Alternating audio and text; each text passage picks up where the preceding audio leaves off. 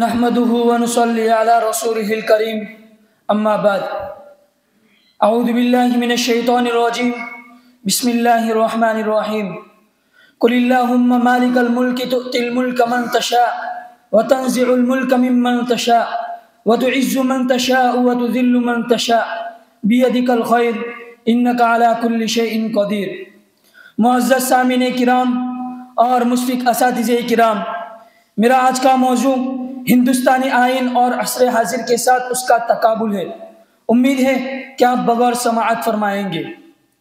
ملک ہندوستان عالمی طور پر ایک ایسا عظیم ملک ہے جہاں مختلف اور قسم قسم کے مذاہب اور ان کے ماننے والے کثیر تعداد میں پائے جاتے ہیں، جس کی وجہ سے آج ہندوستان کی سرزمین سرسبز و شاداب ہے۔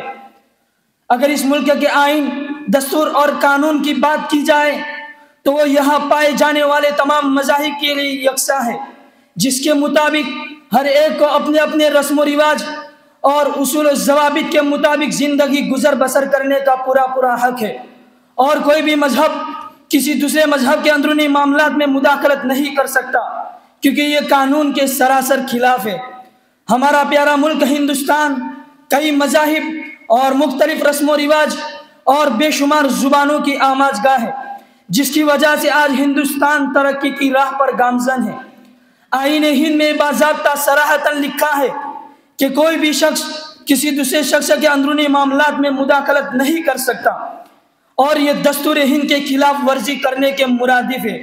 اس میں جتنے بھی ادیان و مذاہب موجود ہیں، چاہے وہ سکھ ہو، عیسائی ہو، ہندو ہو، مسلمان ہی کیوں نہ ہو، ہر ایک کو عزت بری نگاہ سے دیکھنے کو یہ عدالت عظمی حکم دیتی ہے۔ اسی لیے تو اس ملک کو ڈیموکریٹ اور سیکولر مانا جاتا ہے، اور جب اس ملک کو ڈیموکریٹ اور سیکولر مانا گیا تو کسی بھی مذہب کو کسی دوسرے مذہب کے خلاف پروپیگنڈے کرنے اور سازشیں رچنے کی اجازت نہیں۔ یہ ہے ہمارا پیارا ملک ہندوستان اور اس کے قوانین۔ اور جبکہ ہندوستانی آئین اس بات کی تلقین کرتا ہے کہ تمام باشندگان ہند امن و سکون کے ساتھ رہے، عدل و مساوات قائم رہے، ظلم و تشدد کو روکا جائے، بھائی چارگی کو برقرار رکھا جائے، اور ذات پات سے پرے رہ کر سب آزادی کے ساتھ رہے، اور اس ملک کی فلاح و بہبودی کے خاطر سب مل جل کر کام کرے، کیونکہ یہ آئین ہم سب کے حق میں کارآمد اور مفید ہے۔ ہر ہندوستانی کے نزدیک یہ بات مسلم ہے کہ یہ آئین ہمیں حقوق فراہم کرتے ہیں، تو دوسری طرف یہ بات بھی آیا ہے کہ اس کے محافظین نے حد درجہ کمی و کوتاہی سے کام لیا ہے، بلکہ ہندوستانی آئین کے ساتھ کھلواڑ کر کے اس کا مذاق اڑایا جا رہا ہے۔ جب بھی کوئی حادثہ پیش آتا ہے تو اسے مذہب کے ساتھ جوڑ کر نفرت کی آگ بھڑکائی جاتی ہے۔ نتیجہ یہ ہوتا ہے کہ ظالم اس دھرتی پر دندناتے پھرتے ہیں اور مظلوم عدالت کی چوکھٹ پر کھڑے ہی رہ جاتے ہیں۔ یہی وہ چیزیں ہیں جو ہندوستانی آئین کو پامال کر دیتی ہے۔ پھر احتجاجات سے سڑکیں بھر آتی ہے اور ہر طرف افراتفری کا ماحول نظر آتا ہے، اور انصاف تو ملنے سے رہا۔ یہ ملک کئی لوگوں کی قربانیوں کے بعد آزادی کی سانس لے رہا ہے۔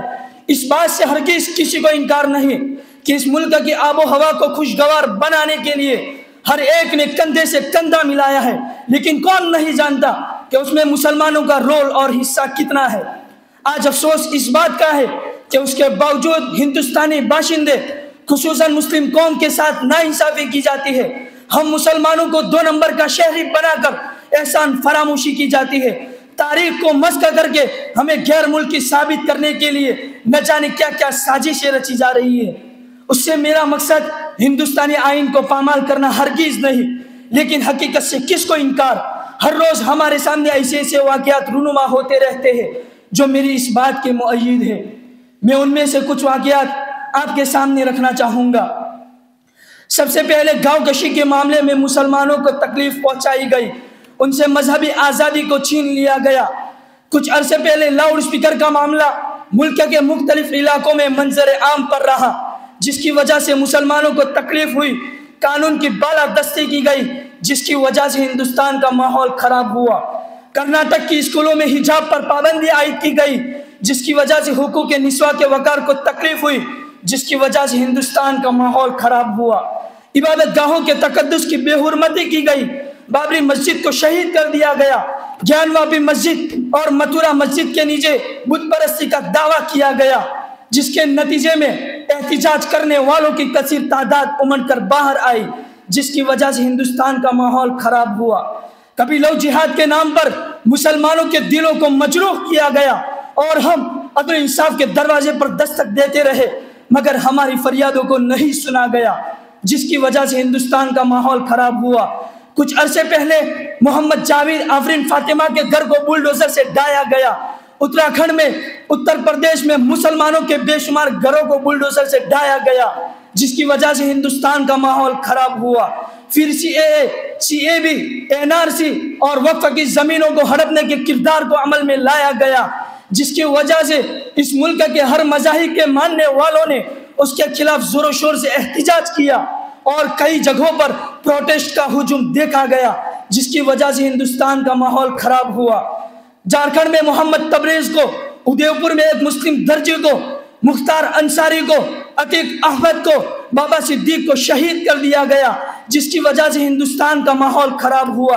और उससे भी बढ़कर मुसलमानों के सियासी रहनुमा मजलिस इत्तेहादुल मुस्लिमीन के राष्ट्रीय प्रमुख असदुद्दीन ओवैसी साहब पर 1-2 मरतबा अटैक किया गया। कलकत्ता में एक डॉक्टरनी के साथ रेप करके और एक आसिफा नामी 3 साला मासूम बच्चे के साथ रेप करके मार दिया गया, मगर उनको अपना हक अदालत उज़्मा से नहीं मिला, जिसकी वजह से हिंदुस्तान का माहौल खराब हुआ। ये कहाँ का इंसाफ है? बताओ मुझे, ये कहाँ का इंसाफ है? मेरे अजीजों, ये सब क्यों हो रहा है? क्या हिंदुस्तान के मुहाफिज़ीन ख्वाबो गफलत में सो रहे हैं? क्या उन्हें ये सब चीजें ज़ेब देती है? क्या उन्हें मुल्क के आइन की हिफाजत नहीं करनी चाहिए? क्या उन्हें मुल्क को बेहतर बनाने में और मेहनत से काम नहीं करना चाहिए? मेरा ही नहीं बल्कि अक्सर लोगों का मानना है कि आज जो लोग तख्तानशीन हैं उन्हें मुल्क के तमाम पहलुओं पर गौर करना चाहिए, ताकि हमारा मुल्क हिंदुस्तान और तरक्की की राह पर गामजन हो। मेरी गुफ्तगू का मकसद बस इतना ही है कि हुकूमत के साथ साथ आइन की भी हिफाजत की जाए, ताकि तमाम बाशिंदगान हिंद अमन सुकून के साथ जिंदगी गुजारे। उम्मीद है कि आने वाले वक्त में हिंदुस्तान के मुहाफिजीन की कारगुजारी हम सब के लिए कार आमद और मुफीद होगी। हमारे देश का नाम और भी रोशन होगा और हम सब के हक में सही और मोतबर फैसला लेगी। वरना जो खुदा हुकूमत देने पर कादिर है वो हुकूमत लेने पर भी कादिर है। अपनी तकरीर को अल्लामा इकबाल की शेर के साथ खत्म करना चाहता हूँ कि सारे जहां से अच्छा हिंदू सिता हमारा, ये सारे जहां से अच्छा हिंदू सिता हमारा, हम बुलबुले हैं उसकी ये गुल सिता हमारा। व आखिर दावाना अनिल हम्दुलिल्लाहि रब्बिल आलमीन।